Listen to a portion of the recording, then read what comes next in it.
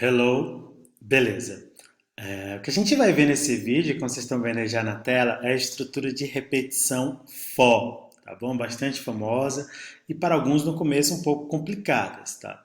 O que eu deixo claro para vocês é que todos os cenários a gente resolve com o while, né? Isso é legal. O while já resolve, acho que todos, né? Todo cenário de estrutura de repetição que for necessário, que você vai ver por enquanto, a gente resolve tudo isso com o while.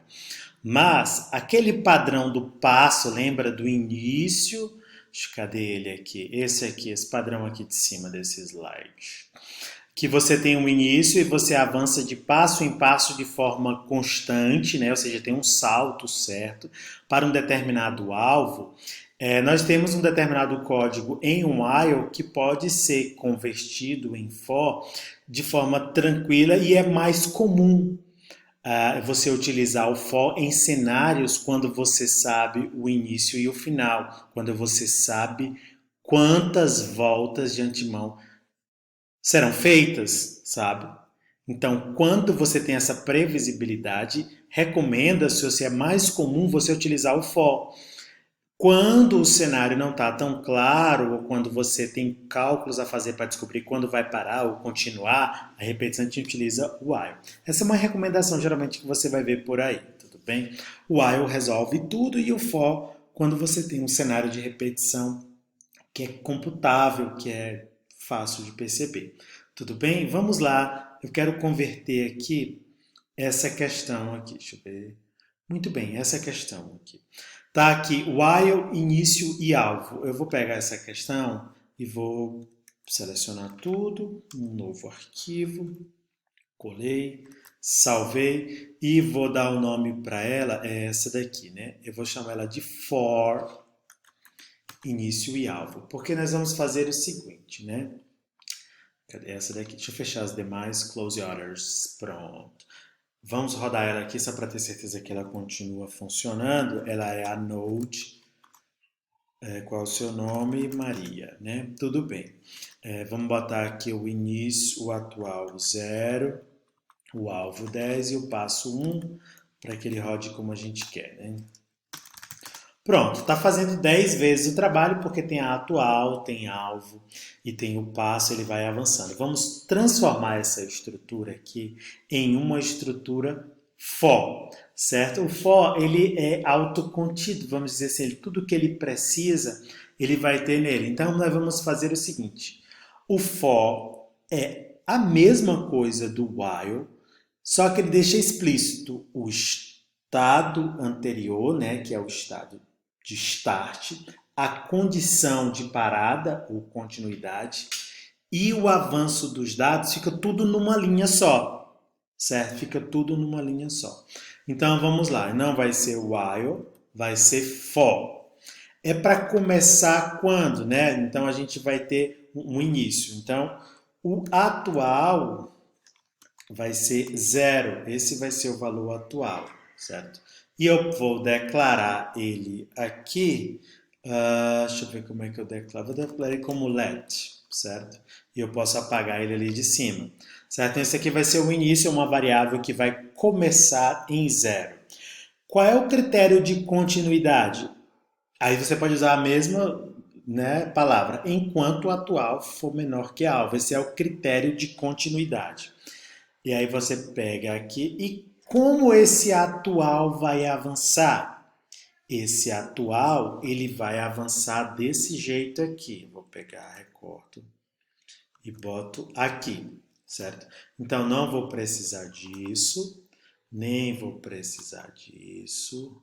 Deixa o trabalho ali, nem vou precisar disso. Vejam só. Então aqui no for nós temos aqui os elementos início, né, estado inicial, condição de continuidade, e nós temos a convergência dos dados, para que esta condição que ficou aqui funcione, tá bom? Parece meio assustador, mas o massa, se vocês estão percebendo aí, é que a gente condensou o while numa estrutura mais focada nisso, quando você tem o início, quando você tem o critério de parada claro e o avanço dos dados também claro. Vamos ver se funciona? Pode ser que tenha um erro ali, eu não revisei com bastante critério, né? José. Muito bem, tá vendo como podia ter um erro? Né? O nosso alvo eu não defini, né? Claro que você está falando, é o erro que está dando aqui, né? Eu tenho até a setinha no alvo. Se eu não definir o alvo eu vou botar fixo aqui de novo. 10. Ou seja, vai começar em 0, enquanto esse atual for inferior a 10, certo? Ctrl L aqui, vou rodar de novo, José. Se não tiver erro é bom, né?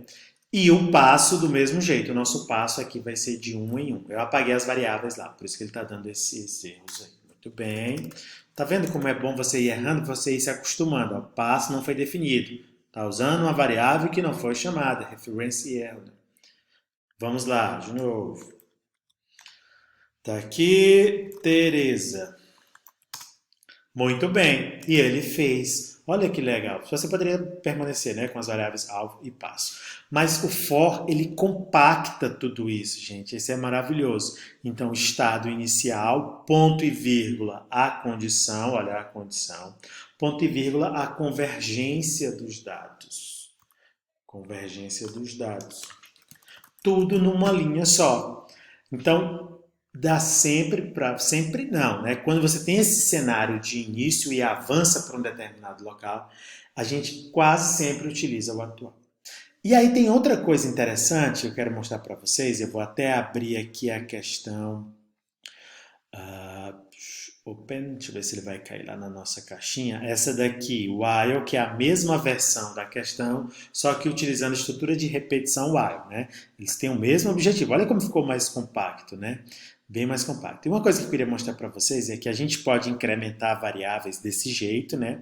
Atual recebe atual mais passo. Mas quando esse passo for 1, ou seja, de 1 em 1, algumas linguagens de programação têm um atalho que é esse, olha, atual mais mais. Você pode pegar uma variável e botar esse mais mais ou menos menos após ele, e antes também tem outro significado, no outro momento, que significa que ele vai pegar o valor que tem e aumentar em uma unidade. Se você botar menos menos, ele vai diminuir uma unidade. Isso é chamado de incremento e decremento. E a gente pode tirar proveito disso, né, aqui. Vou deixar comentado aqui porque eu não quero. Isso serve só quando a gente quer aumentar ou diminuir de 1 em 1, viu, gente? Que é o nosso caso aqui. Então, ao invés de eu colocar atual recebe atual mais 1, eu posso só botar atual mais mais, certo? E aí já ficou ainda mais compacto, tá bom? Aqui a gente declara uma variável, por isso que eu botei let, você poderia declarar ela antes também. Continua dando certo. Vamos rodar aqui. Load 10 vezes, tudo bem? Se você quiser que o usuário digite quantas vezes, né, é para repetir, const qtd de quantidade, number, prompt. São coisas que vocês vão ver diversas e diversas questões aí falando sobre quantas vezes. E aí o critério de parada fica sendo qtd. Olha, interessante. Então, aqui funciona como while. A cada volta ele vai começar com isso, vai avaliar esse cenário. Após fazer o trabalho, ele vai voltar, vai incrementar o atual e vai girar. Então, é mais simples você entender primeiro do while para depois voltar aqui e entender o for. Porque o for é uma espécie de consequência do while. Ficou bastante explícito isso, né, gente? É uma consequência do while.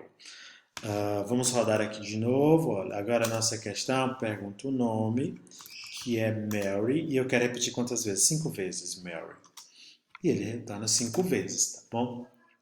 Outra coisa bastante comum no for é que esta variável, que é chamada de contador aqui no for, que ela é chamada de i. É muito comum isso, ela ser chamada de i. Então a gente bota i mais mais, então ao invés de atual a gente bota i. Por que i?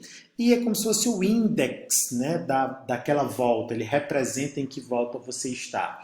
Então é bastante comum, vocês vão ver for i em muito lugar, você vai ver sempre com esse i. Quando você tem mais de um outro for dentro, o próximo variável que é chamada de controle aqui, né, é o j, tá bom? Olha como ficou super compacta a nossa questão, né? Vamos rodar para ver se continua tudo funcionando. Eu gosto de ficar rodando direto aqui para ver se dá certo. Roger, 345 vezes. Deu certo? Não, menor que a quantidade. Ah, esqueci de mudar aqui de atual para ri. Olha como é bom, você vai se acostumando com os erros. Toda vez que acontece esse tipo de erro, significa que eu estou usando uma variável que não existe, eu botei o nome dela, ou deveria declarar, algo do tipo, você sabe disso. Olha como ficou compacto, né? Eu estou achando maravilhoso essa aula aqui. Está ficando bem explícito o que eu quero para vocês, ficou claro, né? Essa transformação de um while na for. 789 vezes. Tá aqui, olha, instantaneamente, foi da 0 até a 788. Tudo bem? Se você quiser começar o i em 1, tudo bem. Começa em 1, mas para poder garantir a quantidade, você bota enquanto ele seja menor ou igual, né? Que é para o próprio QTD entrar no critério. Vai dar certinho também. Espero, né? 789, não, o nome é Roger. 789 vezes, olha. 789, a última e a primeira. Cadê a primeira? Cadê a primeira? Vou chegar a 100, 100, 100. E a primeira ficou 1, tá bom? Porque isso é o estado inicial, i em 1. Tudo bem, gente? Então, quando você ver por aí um for, você já vai compreender ele completamente, que ele é um while, né? Um while que tem a condição de continuidade, estado inicial, a convergência dos dados e um trabalho. Só que ele está compactado, né? Para ele não precisar ficar assim, olha como fica bem maior aqui, né? Mais longo. Então o while tem as suas aplicações e o for também. O for é, de certa forma, um while, só que condensado. Tudo bem, pessoas? Então, uma questão como essa, que estava grande, estava espalhada, fica mais compactadinha, mais bonitinha, e o for não tem mistério, tá? Então, lembre que aqui é uma declaração de uma variável, por isso que eu botei let e aqui eu declaro e já inicializo ela.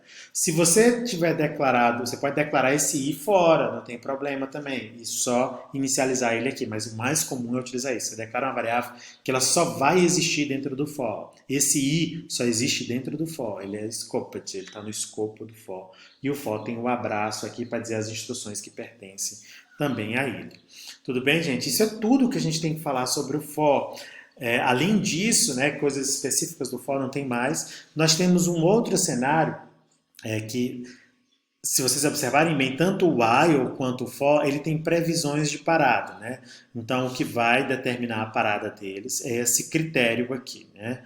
Esse critério aqui, a condição de continuidade, isso que vai determinar. Então, esse for vai correr daqui até essa situação gerando voltas. Mas, às vezes, você precisa parar no meio do caminho, certo? Por algum motivo, você precisa dar uma parada, acontecer uma exceção. E aí eu peço que vocês deem uma lida sobre break e continue, certo? Break de freio e continue, de continuar, tudo bem? O break, ele é uma situação onde você quer parar. Não importa quantas voltas estavam previstas, eu quero parar.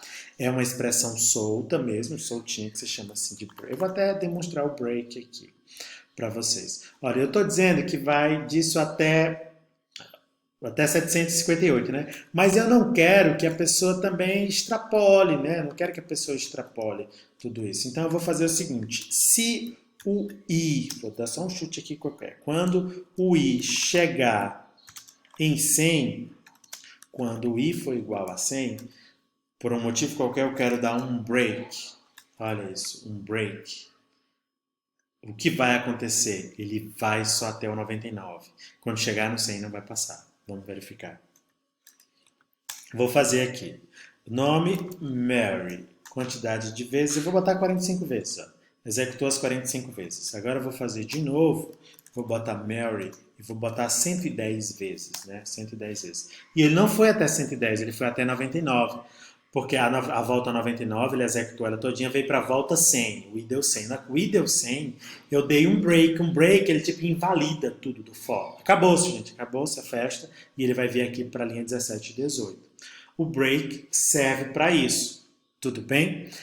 A outra que eu pedi para que vocês pesquisassem é o continue. O continue, ele é menos agressivo do que o break. O break funciona tanto para o for quanto para o while, viu, gente?